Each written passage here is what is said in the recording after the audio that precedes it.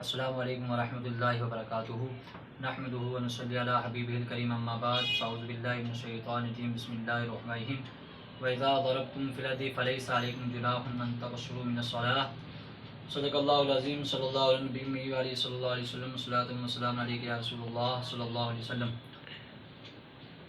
आज हमें इस मुताल्लिक़ बात करनी है कि शरई मुसाफिर कौन है। कुरान मजीद के अंदर अल्लाह ताला इरशाद फरमाता है वइज़ा दरबतुम फ़िल अर्दि फ़लैसा अलैकुम जुनाहुन अन तक़सूरू मिनस्सलाह, कि जब तुम ज़मीन के अंदर सैर करो तो तुम्हारे ऊपर कोई गुनाह नहीं कि तुम नमाज के अंदर कसर करो। यानी मुसाफिर शरई के ऊपर नमाज कसर करके पढ़ना वाजिब है। अब शरई मुसाफिर को ना यानी 57.5 मील की दूरी पर चलने के इरादे से जो अपनी बस्ती से निकल गया, आसान लफ्ज़ों में यूँ बता दूँ कि जो 93 किलोमीटर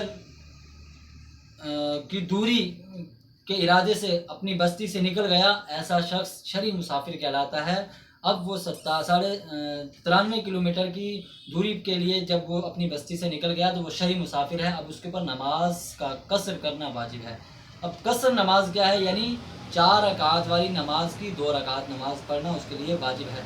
यानी जो 93 किलोमीटर रास्ता जिसने तय किया या उससे ज़्यादा, तो ऐसा शख्स मुसाफिर है, उसके ऊपर 4 रकात वाली नमाज का 2-2 करके पढ़ना फ़र्ज़ है। जैसे ज़ोहर के 4 रकात फ़र्ज़ हैं, 2 करके पढ़ना फ़र्ज़ वाजिब है।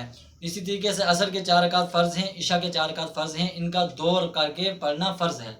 यानी 4 फ़र्ज़ों का 2 करके पढ़ना मुसाफिर के ऊपर ये वाजिब है। और अगर वो जानबूझकर 4 पढ़ेगा तो वो वाजिब का तर्क करेगा तो वो गुनाहगार होगा, मुस्तहिक़ अज़ाब जहन्नम होगा।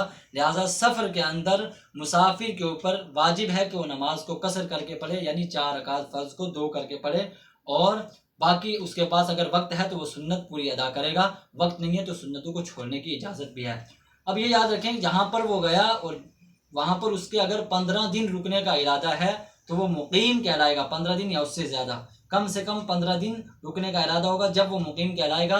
अगर 15 दिन से कम रुकने का इरादा है, 14 दिन का इरादा है, 13 दिन का या 2-4 दिन का, तो वो मुसाफिर ही कहलाएगा और वहाँ पर वो कसर नमाज पढ़ेगा। यानी 15 दिन से कम, यानी अगर 14 दिन भी रुकने का इरादा है कहीं पर 93 किलोमीटर चलने के बाद, तो वो मुसाफिर कहलाएगा और उसके ऊपर नमाज का कसर करना वाजिब है। यानी नमाज कसर करके पढ़ना, 4 रकात वाले फ़र्ज़ का 2 करके पढ़ना वाजिब है। उसके लिए 2 रकात ही उसके लिए पूरी नमाज है। लिहाजा कसर नमाज जो होगी, नमाज के अंदर जो कसर होगी वो सिर्फ ज़ोहर, असर और इशा के अंदर होगी। ये इन तीनों नमाजों के अंदर 4 रकात फ़र्ज़ हैं, 2-2 करके पढ़े जाएंगे। बाकी मगरिब के अंदर 3 फ़र्ज़ हैं, पूरे पढ़े जाएंगे मुसाफिर सफ़र की हालत में भी। और फजर के अंदर 2 रकात फ़र्ज़ हैं, वो भी पूरे पढ़े जाएंगे। लिहाजा शरई मुसाफिर हुआ जो 93 किलोमीटर चलने के इरादे से अपनी बस्ती से बाहर हो गया, अब वो शरई मुसाफिर है, उसके ऊपर नमाज का कसर करके पढ़ना वाजिब है। अल्लाह ताला आपको हम सबको अमल खैर की तौफीक अता फरमाए। अस्तगफिरुल्लाह ताला रब्बी मिन कुल्लि ज़ंबिन व अतूबु इलैह। अस्सलामु अलैकुम।